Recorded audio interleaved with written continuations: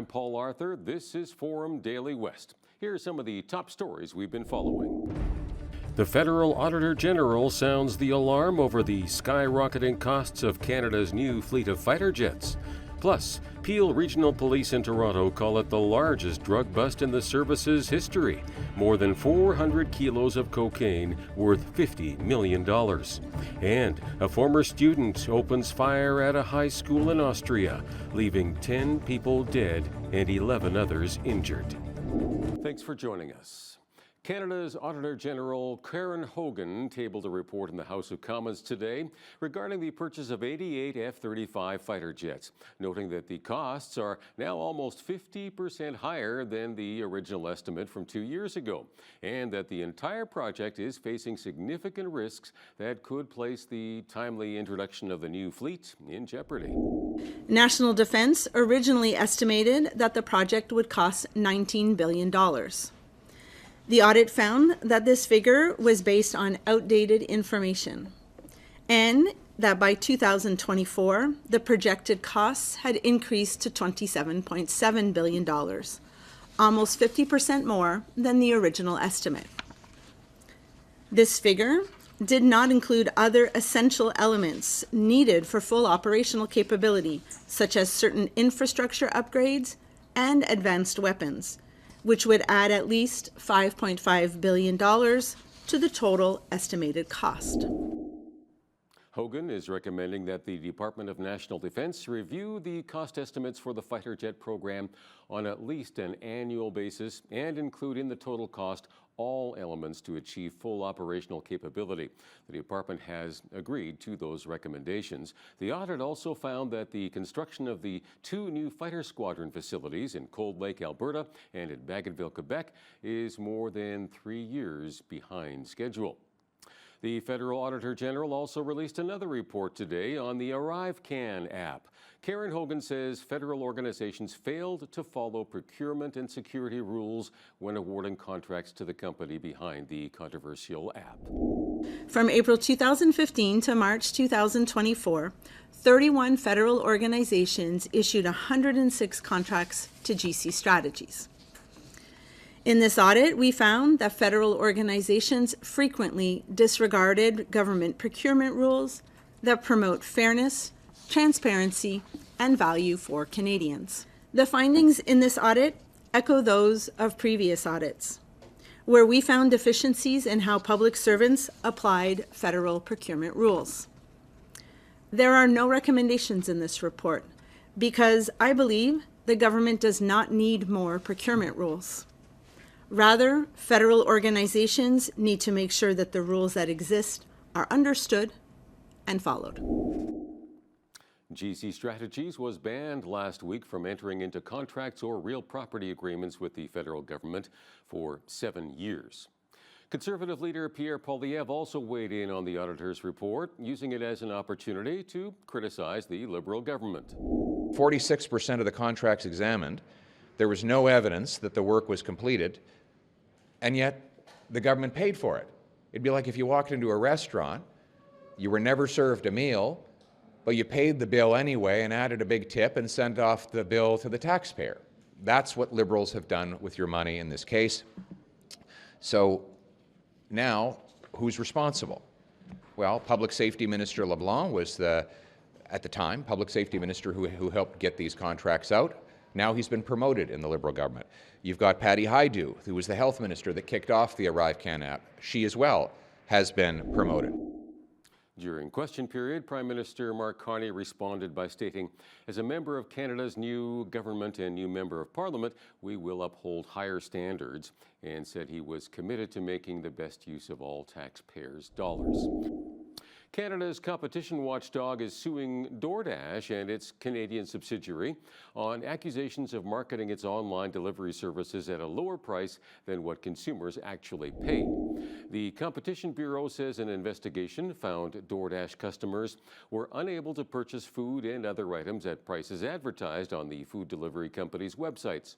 The investigation placed the blame on mandatory fees added at checkout, ranging from service and delivery fees to amounts sought for couriering things a further distance, placing smaller orders, or making purchases in BC where DoorDash has to comply with minimum wage regulations. DoorDash is pushing back, though, saying it does not hide fees from consumers or mislead them in any way.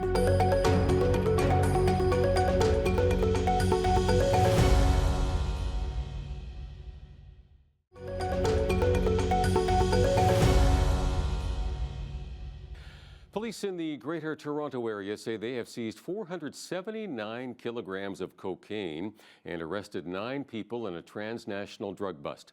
Peel Regional Police say it's the largest drug bust in the service's history. An investigation called Project Pelican started in June 2024 when investigators uncovered a criminal network using commercial trucks to smuggle drugs across the U.S. border into Canada. On February 11th, 2025, our Border Services officers at Ambassador Bridge in Windsor referred a tractor-trailer for secondary examination based on actionable intelligence developed by the CBSA and the Peel Regional Police in this investigation. Over the course of the inspection, the Border Services officers, and assisted by our detector dog team, identified 110 bricks of suspected cocaine weighing 127 kilograms, with an estimated street value of $12.7 million. As a result, the 127 kilograms of suspected cocaine was seized and 1 individual was arrested and charged. On May 24, 2025, Border Services officers at the Blue Water Bridge in Sarnia referred a tractor trailer for a secondary examination, again based on actionable intelligence developed by the CBSA and Peel Regional Police throughout the investigation.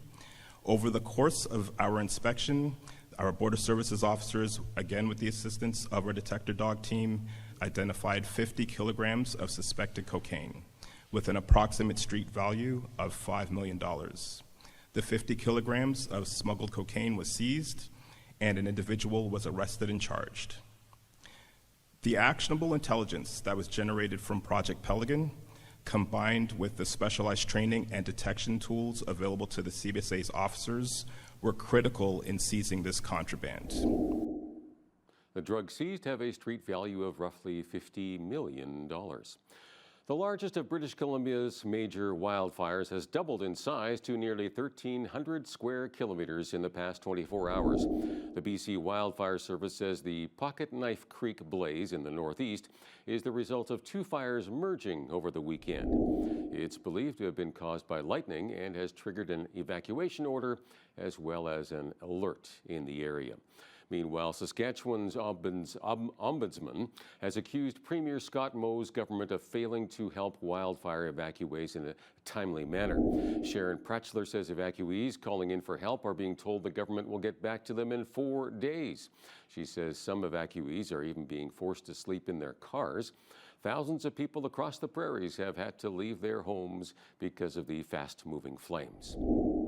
Environment Canada has issued special weather statements for areas as far north as High Level Alberta and as far south as Medicine Hat. The Weather Service says the smoke is causing poor air quality and people may experience health problems, including eye, nose, and throat irritation. If people have to spend time outside, they are being advised to wear a mask to reduce exposure to fine particles in the smoke.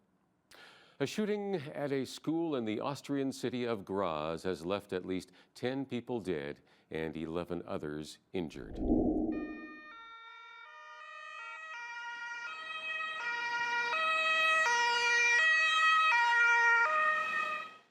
Police say the 21-year-old gunman was a former pupil who did not graduate from the high school. It's believed he killed himself in the school bathroom.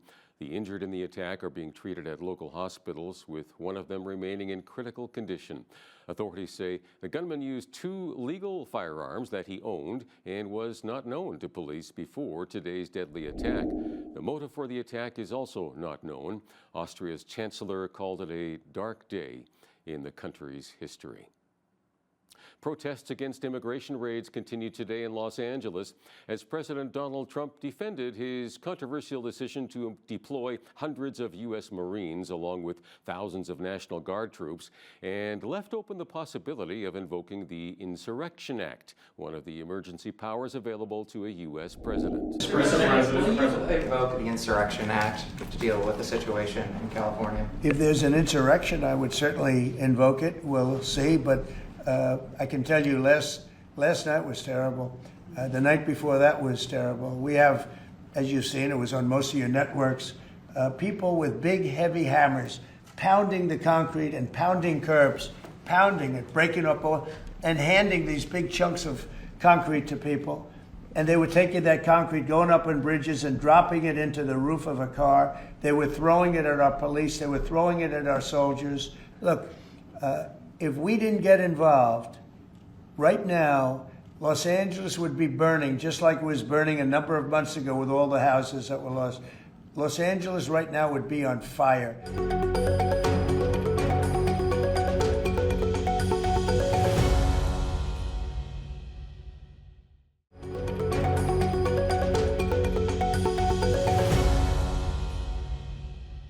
In local news, Lethbridge police have charged a 36-year-old man in connection with a sexual assault that allegedly took place 6 years ago.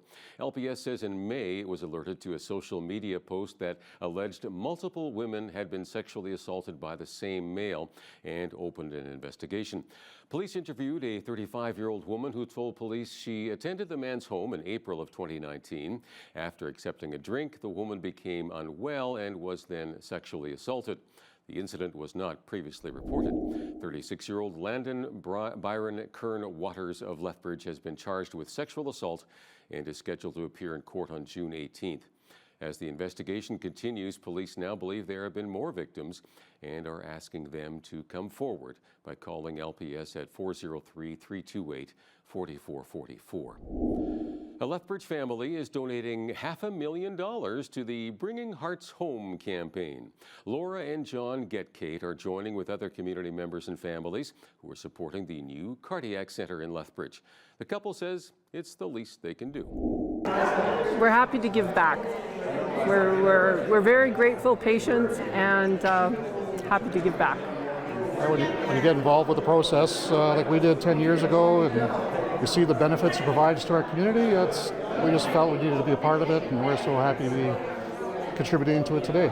Very important. I mean, it's critical that people don't have to travel, shouldn't have to travel as much as we have done, and so many other families have done over the years.